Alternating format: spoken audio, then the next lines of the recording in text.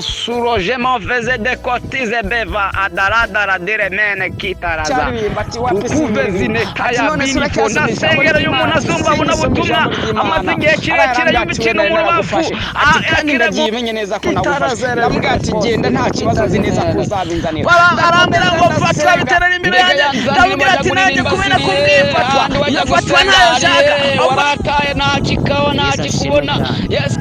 turanezerewe kuri uno munsi Imana yongeye kuduha ngo dusome iri jambo riboneka mu gitabo cy'Itangiriro. No kuvuga ngo igitabo cy'Itangiriro gifite ibice 50. Umunsi umwe nari ndimo ndasenga ngira ishaka ryo kumva nkeneye kumenya ijambo ry'Imana.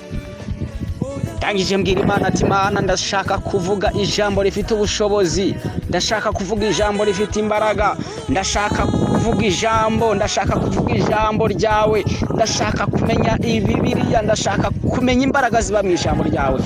Ako kanya marayika arambwira ati wowe icyo usabwa soma igitabo cy'Itangiriro kirangize. Igitabo cy'Itangiriro ndagisoma ndakirangiza, hanyuma nsubira ahandi navuganiye n'Imana. Nsubiyeyo ndabibwira ati njyewe hantu namaze kuhasoma, ariko marayika avuganaga nanjye muri iyo minsi handi ni hafi ahubwo yarantegereje. Reka nkubwire hahandi wavuganiye na marayika Imana yagutegereje kugira ngo ikugirire neza. Amen. Ndavuga ati handi narangije namaze gusoma cya gitabo cy'Itangiriro. Marayika arambaza ati none se nimba wamaze gusoma igitabo cy'Itangiriro ukakirangiza cyose wasanze gifite ibice bingahe? Ati gifite ibice 50. Ati none se wakuyemo iki? Ati nta na kimwe. Mwene data, si byiza ko uhera mu gitondo usoma Bibiliya hanyuma ukagenda nta kintu na kimwe umenyemo, ahubwo soma umurongo umwe uwusengeremo uwugendereho hanyuma ufate mu mutwe, aho bizabagenda neza. Kubera kutiga ngo menye, marayika yarambwiye ngo ugende usome wongere usubiremo kijya gitabo. Nongera ndagenda ndagisoma neza, ndagisoma maze n'ubundi maze gusoma nsubira handi mbwira marayika ati n'ubundi namaze gusoma cya gitabo. Hanyuma marayika arambwira ati wakuyemo iki? Ndavuga ati nta na kimwe nakuyemo. Genda nanone wongere usubiremo bwa gatatu. Shuti yanjye. Ariko mu gusubiramo kwanjye bwa gatatu narasomye nungukamo byinshi. Mu kunguka byinshi Satani yaranteye, amaze kuntera. Uno munsi wa none nicyo kintu kigira ngo uno munsi tuganireho. Reka mbwenge abadayimoni muri no minsi baraguteye, baranteye, baraduteye, ariko nitwigeze tubimenya. Ariko reka nkubwize ukuri, muri no minsi abantu bacitse intege zo gusenga, abantu ducitse intege zo gusoma Bibiliya. Hanyuma muri iyo minsi naragiye nongera mbwira marayika ati hane narangije. Arambaza ati wakuyemo iki n'iki? Ndambwira ati nta bimeze gutya na gutya, nta bimeze gutya na gutya. Marayika arambwira ati sawa genda ukomeze wige.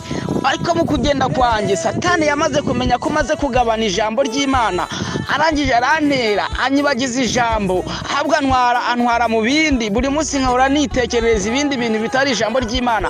Indirimbo z'amashimwe ziva muri nge, indirimbo z'amazamuka ziva muri nge, gushima biva muri nge, gusenga biva muri nge, kunezerwa biva muri nge, ariko byose nkabiterwa na dayimoni.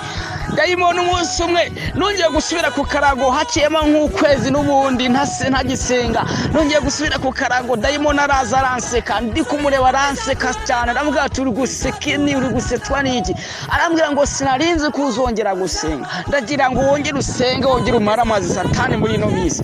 Arambwira ngo sinarinzi kuzongera gusenga kuko muri ino minsi nari narakuziritse. Ndavuga ati wanzirikiye ko nabona ko wanziritse. Arambaza ngo none se uracyasenga? Ndavuga ati wapi singisenga. Ati none se uracyaririmba? Ati wapi sinyiririmba. Ati none se uracyasoma ijambo ry'Imana? Ati singisoma ijambo ry'Imana. Arambwira ati we nari naragufashe, ati kandi ndagiye menye neza ko nagufashe. Ndamubwira ati genda nta kibazo nzi neza ko uzabinzanira. Ndakomeza ndasenga, nasenze isengesho ryo kubwira Imana ati Imana mpindurira ibihe, mpindurira amateka, mpindurira ibihe. Reka ubwira Imana muri no minsi yongere kwibuke ku musozi utuye, yongere kwibuke mu kigeragezo, yongere kwibuke mu bupfubyi bwawe, yongere kwibuke mu bupfakazi bwawe, yongere kwibuke nubwo ubona nta nshuti ufite, ariko bwira Imana yongere kwibuke mu izina ry'Umwami wacu Yesu Kristo. Hanyuma muri abamarayika bandinda barangije baragenda barankwanirira uwo munsi n'uwundi munsi wa kabiri nsubiye gusenga umudayimoni aragaruka arambwira ngo abamarayika bagendana nawe barambwiye ngo simbike ibintu byawe ahubwo reka ngo ndabizi ngo nkuzanire ibintu byawe atariko sindibiguye mu ntoki fatwa ukitarazereje nefosire kitazemene arambwira ngo fatwa biterera imbere yanjye ndamubwira ati nanjye kubera ko mbwiye fatwa iyo fatwa ntayo nshaka ahubwo bitwara ubisubizeyo uzabinzanire neza nk'uko wabitwaye neza uzabinzanire neza dayimoni arabifata arongera aragenda erejene sikereda arabifata arongera aragenda hanyuma huni munsi subiye arambwira ati nukuri ndabizanye akira arabimana n'umutima mwiza mwene data reka nkubwire ngo Imana yabishatse aho ibyawe bizirikiye hari ababizana kandi bakabizana baciye bugufi. Imana ishobora gutegeka bakabizana baciye bugufi. Uyu munsi ijambo ry'Imana nkuzaniye ni ijambo ry'Imana halasire nesheboveza tukutazera jina la menera dotayine jevasi kakota rabinifo lere ndoze mene kita. Uyu munsi reka dusomere ijambo riboneka mu gitabo cy'Itangiriro 15 umurongo wa 5. Haranditse ngo aramusohokana aramubwira ati irarama urebe ijuru urebe inyenyeri niba wabasha kuzibara uti uruvyaro rwawe niko ruzangana. Imana yacu nishimwe turagushimiye mwami alije mombedege sikeze na telebo tolebo geza sika midereseremene kukuru do amasezerano uko bwije nuko bukeye kuko turindisha ijambo ryawe bwije nuko bukeye kuko duhumuriza uko bwije nuko bukeye uratubwiye ngo turarame turebe hejuru amasezerano yacu aratusekebe fosire meneredo toko vejenesire dota yakitaziminifo akakanye ndasenze mu izina ry'umwami wa Yesu Kristo amaso atakibona kandi yarasanzwe abona uno musi naho muke mu izina rya Yesu rojemo veze de kotize beva adaradara diremene kitaraza tukuve zinetaya binifo ndasengera yo umuntu azumva abona butumwa amaze igihe kirekire yumva ikintu mu rubavu yakiragukira mu izina rya Yesu aya lode gitaziminifo ndumva muri iri jambo uzajumba redesika kotezemene sika lataboke la mini la sika ndumva hari ibintu rizaza gusenya ku buzima bwiwe byize nk'imisozi. Ndasengera n'uyu muntu yaramaze igihe kirekire arwaye inzoka kumva irashaka kumufata mu muhogo mu izina rya Yesu regimonse rejantara ditevezato kotaya dizezemedore kontrara nizire jeme vazide dotayi nizije vazikatotaya. Ndasengera n'uyu muntu amaze igihe abona yibereye mu mva dotakosi kamini lambo vezire kikaroze baviza ndakubitiye umudayimoni mu izina rya Yesu Kristo ashaka kumutwara ikuzimu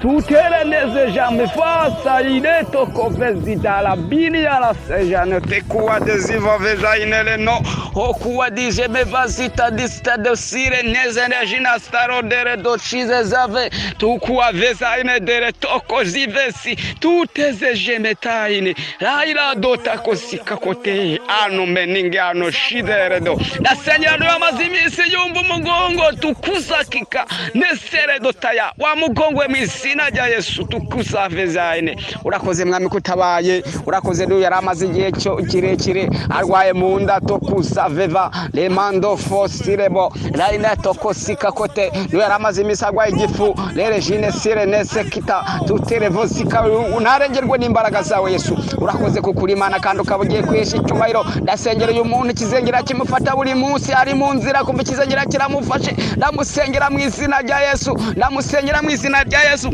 Abadayimoni mu izina rya Yesu baguteza ikizengerera baguturuka bafata igicucu cyawe ariko ndasenze mu izina rya Yesu. Urakoze Yesu alabotezeba n'ijambo ryabwiwe Aburahamu yari amaze kumvira Imana. Reka mbwire mu kumvira Imana kwawe Imana iguha amasezerano. Reka mbwire ngo mu kumvira Imana kwawe Imana imara amaboko ikabana nawe. Reka mbwire ngo mu kumvira Imana kwawe, kumvira Imana kwawe bizatuma Imana iguhindurira amazina. Kumvira Imana kwawe bizatuma wambara neza. Kumvira Imana kwawe bizatuma uvyibuha. Kumvira Imana kwawe bizatuma ugwiza imbaraga. Kumvira Imana kwawe bizatuma ugira inshuti nyinshi. Kumvira Imana kwawe ushtake dasine desayene bizatuma Imana iguha ijambo. Kumvira Imana kwawe totaya nizine shinga kota bogera mene asika kote nize doketa bizatuma ugera ku Imana yakuvuze.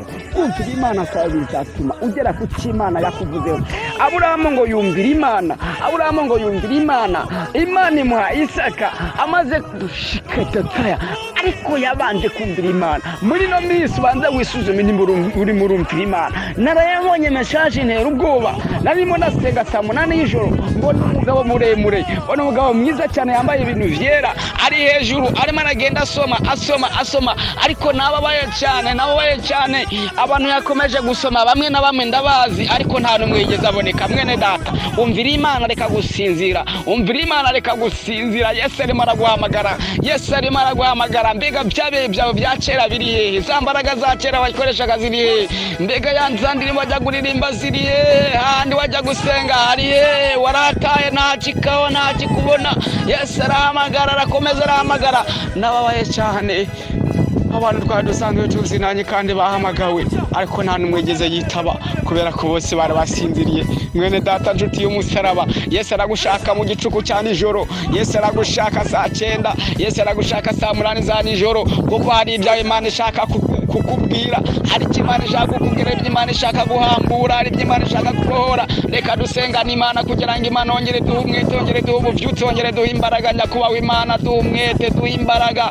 Ijambo ryawe ratubwiye ngo sohoka, reka uduhemwa Imana gusohoka tuve mu gitanda.